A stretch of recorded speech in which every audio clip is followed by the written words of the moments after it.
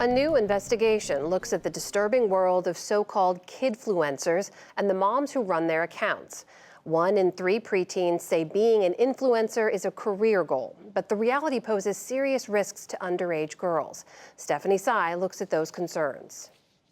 Instagram doesn't allow children younger than 13 to have their own accounts, so what we're seeing is parents of kidfluencers set up and manage these accounts. Posting content of girls can be lucrative. Instagram makes it possible to have paid monthly subscribers, and kids' apparel brands will pay thousands of dollars for a single post of a kid modeling, say, their dance leotards. But what might seem like innocent photos to a mom may read differently to a man or a pedophile. New York Times reporter Michael Keller analyzed data from 5,000 of these mom-run accounts as part of a New York Times investigation and joins me now. Michael, thank you for being here.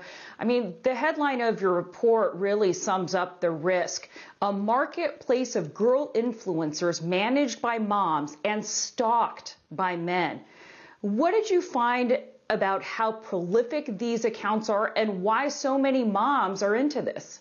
My colleague Jennifer Valentino DeVries and I wanted to look into this world of child influencers. And as you said, they often are too young to have accounts of their own, and so they're run by their parents.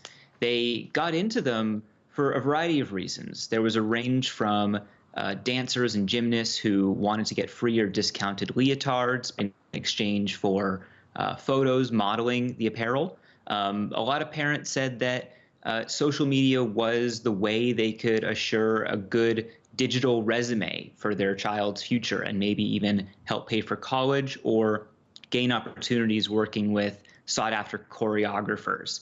On the more extreme end, or aspiring models, some had their own subscriptions, both on Instagram, where they would charge up to $20 a month for more photos or chat sessions with the child, or on other platforms where the monthly cost went as high as $250. So your report also found that a lot of the followers of these accounts are men. Are they driving these accounts' popularity and their profits? So we did an analysis looking at the follower size of these accounts and the percentage of men in that audience, and did find a correlation that as the audiences got larger, there were more men in them. Now, some parents, and pretty much all the parents we spoke to, said that men following them and posting inappropriately was a really big problem. Some of them said that the first thing they did when they woke up in the morning was block followers, and the last thing they did before they went to bed was block followers. They often post inappropriate or even proposition the girls in the comments below the photos. They do block them, as I said, but a lot of them ran into issues where if they blocked too many, Instagram would start limiting their ability to either follow new accounts or to block even more. One parent said, I can't believe this, I've reached my limit for the day of blocking creepy men. Michael, I just want to show our viewers an example of what you're talking about. The New York Times in your investigation doesn't show the actual post, but you describe what the post showed.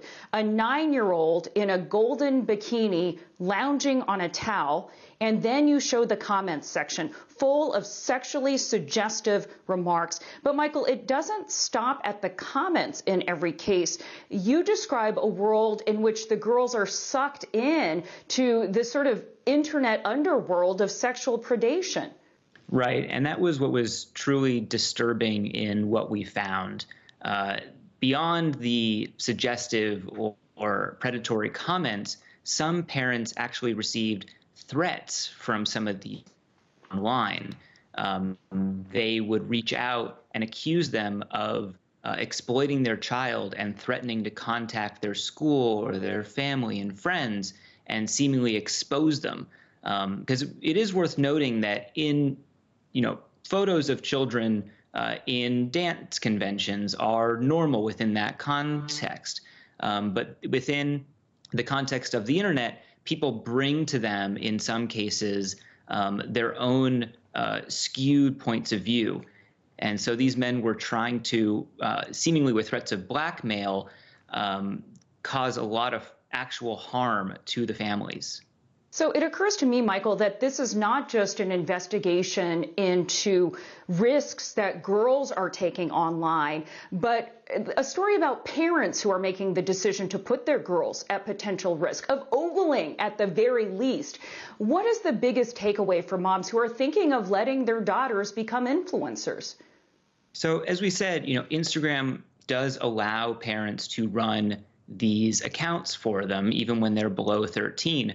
But what we found was that it is very hard to do so in a safe way, and that it may take hours every day of blocking creepy or possibly predatory men from interacting with the account.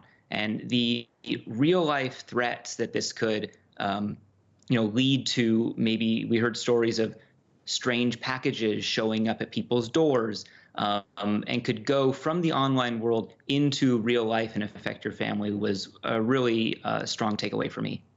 Michael Keller with the New York Times, thank you for joining the NewsHour. Thank you so much.